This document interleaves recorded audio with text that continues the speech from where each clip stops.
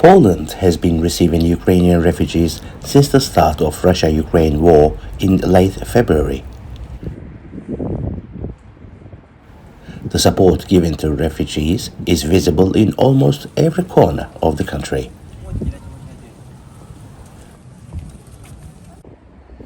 Big refugee hubs have been quickly formed to support those who are fleeing from the war.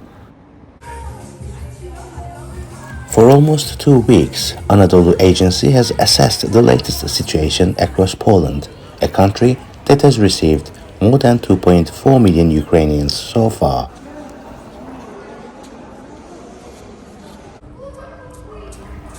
In capital Warsaw, Polish authorities have transferred the Pitak Expo Center into a large reception hub.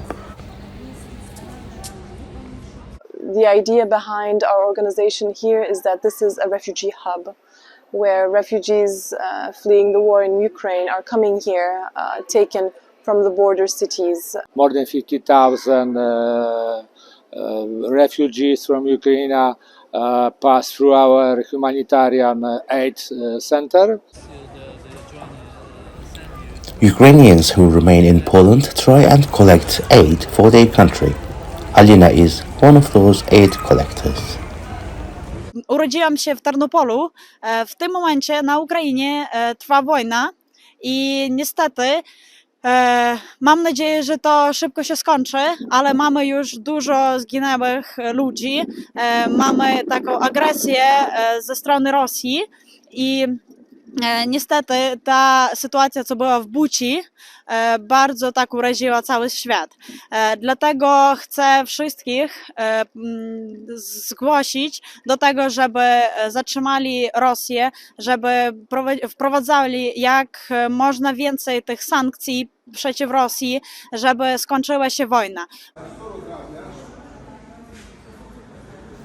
In Lublin and border town Dorohusk, in addition to the authorities, the refugees are offered free rides to anywhere by volunteers driving there from across Europe and even from the United Kingdom. And you want to come with us to Warsaw too? We have space in the van.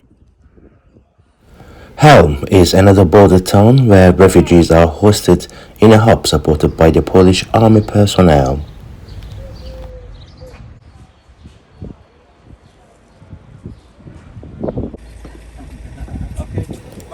It has been one of the busiest towns as it sits on one of the main roads coming from Ukraine.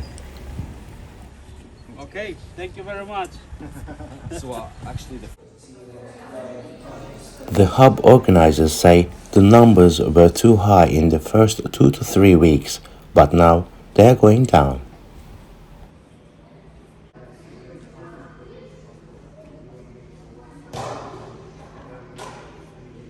No, at the moment, last night was 119. The most we had over 700.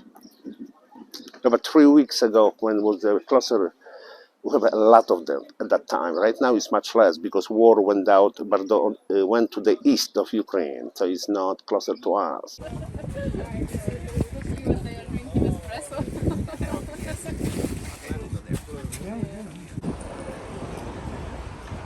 The support in Lublin area is also visible with Ukrainian flags on the mayoral office.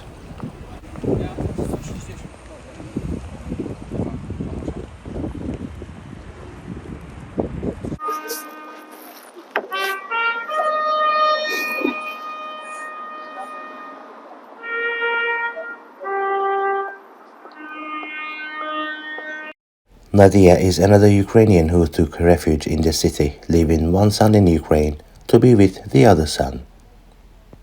А так тут з меншим сином, а за старшого там душа болить, бо там постійно повітряні тривоги, загроза ракетна.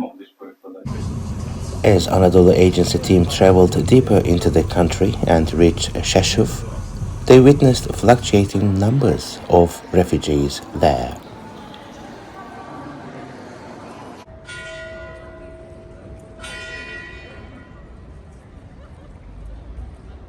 Small border town is also busier with incoming refugees.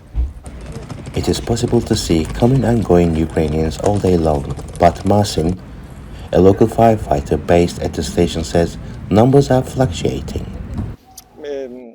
Now there is less people, and it used to be plenty of them, but today around 50-60 people come here. The number in the place where that's now is around 100 people. As we keep approaching the southwestern border with Ukraine, we start seeing more people fleeing the war. In Przemysl, the train station is almost full with them because special trains are scheduled to take them to Berlin and Prague later in the evening. As we wonder why there are more people in Przemysl, a volunteer explains. Many of refugees are escaped just Ukraine. There is a train to Germany and also to Prague. More refugee hubs are formed in Przemysl, Yaroslav, Medica and Rzeszów as they sit on the main train lines from Ukraine. Train after train, tens of thousands of Ukrainians arrive those towns daily, and all assistance is provided to them in a professional manner.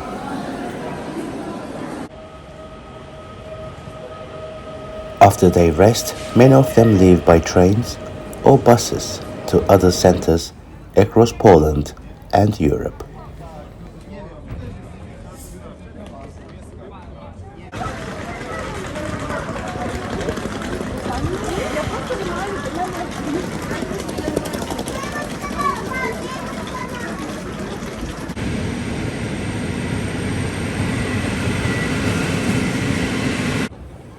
In Poland's second biggest city, Krakow, we see many tourists in the city center.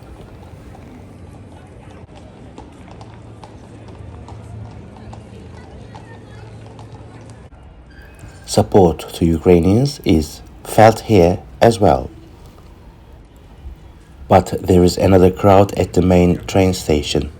This time it is Ukrainian refugees. The numbers are clearly up in the last few days.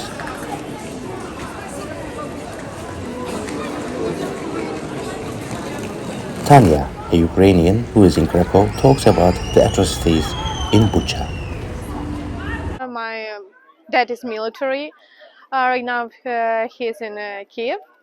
My mother, my younger sister, my grandparents in Ukraine, so I really feel this pain. When I heard this whole stories, how it looked like, and he said that what you can see in internet is like 10% of reality. And raping people.